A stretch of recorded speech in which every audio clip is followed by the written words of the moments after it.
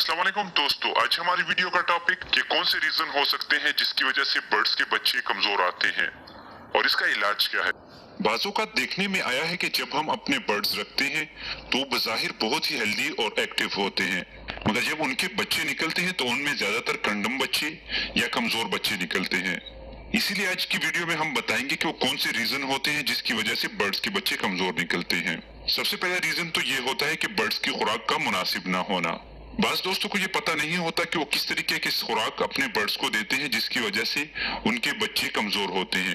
यानी कि जो उनके पेरेंट्स होते हैं वो तो ऑलरेडी हेल्दी होते हैं, जो कि आपको बज़ाहिर नजर आते हैं, मगर जो मिक्स सीड हम बनाते हैं उसमें कौन सी चीज कितनी मिकदार में होनी चाहिए, अगर ये मुनासिब ना हो तो उसका बर्ड्स पे बुरा असर पड़ता है और स्पेशली बर्ड्स के बच्चों पे बुरा असर पड़ता है, क्योंकि तमाम जानदार की मुनासिब नशो नुमा के लिए मुनासिब डाइट की जरूरत होती है।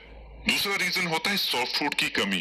अगर हम उन बर्ड्स को जिनके बच्चे हों उन्हें सॉफ्ट फूड प्रोवाइड नहीं करते तो उनके बच्चे कमजोर आना शुरू हो जाते हैं। इसका रीजन यह है कि जब हम सॉफ्ट फूड बर्ड्स को प्रोवाइड करते हैं और वो अपने बच्चों को इसे खिलाते हैं तो इससे उनके बच्चों की ग्रोथ जल्दी होती है, क्योंकि सॉफ्ट फूड जल्दी हजम होने वाली खुराक होती है। इस वजह से बच्चों की नशोनुमा भी अच्छी होती है और वो हेल्दी और एक्टिव होते हैं। अगर आप अपने बर्ड्स को सॉफ्ट फूड नहीं खिलाते तो उनके बच्चे कमजोर रह जाते हैं। तीसरे नंबर पे आता है गर्मियों में बर्ड से ब्रीड लेना। अगर आप गर्मियों में बर्ड से ब्रीड लेते हैं और उन्हें मुनासिब टेम्परेचर प्रोवाइड नहीं करते तो आपके बर्ड्स अपने बच्चों को अच्छे तरीके से नहीं पालते, वो उन्हें अच्छी तरजीह नहीं देते, जिसकी वजह से बर्ड्स के बच्चे कमजोर हो जाते हैं। आपने देखा होगा कि गर्मियों में बर्ड्स भी खुराक कम खाना शुरू कर देते हैं। अगर एक परिंदा खुद अच्छी खुराक नहीं खाता तो वो अपने बच्चे को भी अच्छी खुराक नहीं खिला सकता। इस वजह से आपको चाहिए कि गर्मियों में अपने बर्ड्स को रेस्ट दें और उन्हें मुनासिब खुराक प्रोवाइड करें ताकि वो हेल्दी रहें और सर्दियों के मौसम में वो अच्छे से अच्छी ब्रीड करें। चौथे नंबर पे आता है कि माँ बाप का बच्चों को सही तरीके से फीड ना करवाना। आपने देखा होगा कि बाज परिंदे ऐसे होते हैं जो कि अपने बच्चों को सही से फीड नहीं करवाते।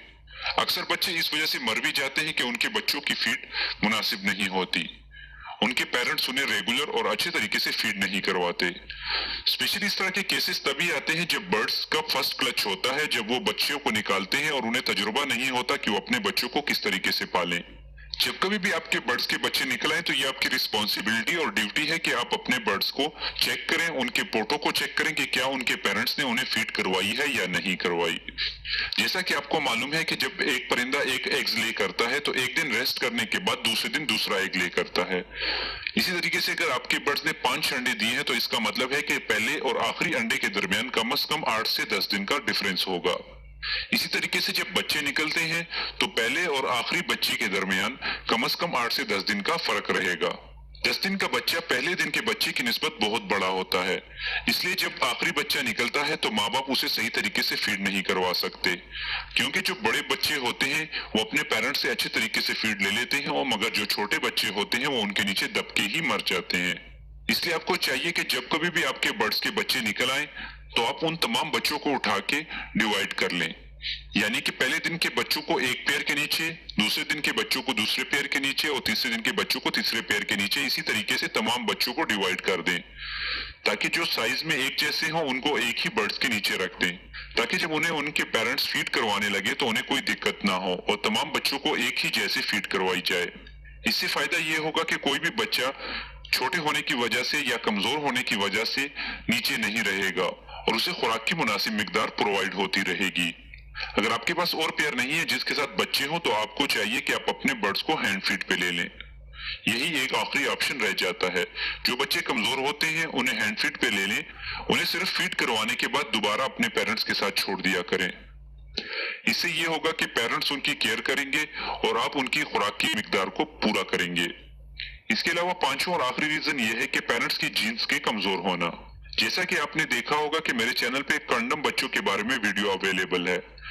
जब बर्ड्स के पेरेंट में से कोई एक ऐसा हो जिसके जीन्स कमजोर हो या उनके जीन्स में कोई बीमारी हो तो उनसे आने वाले बच्चे कमजोर होते हैं। या फिर अगर आप एक ही पेरेंट्स के बच्चों को आपस में पेयर बनाते हैं तो इस तरीके से ब्लड लाइन कमजोर हो जाती है जिसकी वजह से आने वाले बच्चे कमजोर होते हैं।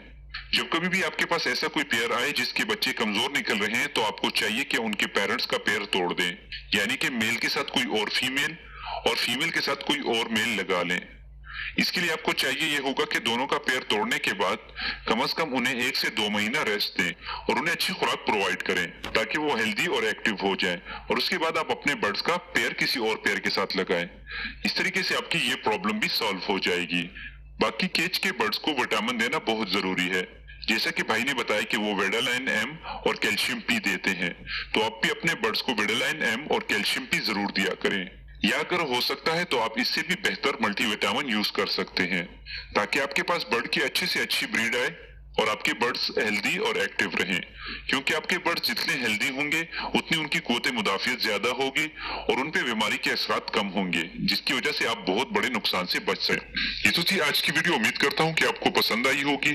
اگر ویڈیو پسند آئی ہو تو ویڈیو کو ضرور لائک کریں، نئے آنے والے دوست چینل کو سبسکرائب کر کے بیل کا بٹن دبائیں تاکہ انہیں آنے والی ہر ویڈیو کا نوٹیفیکیشن مل سکے۔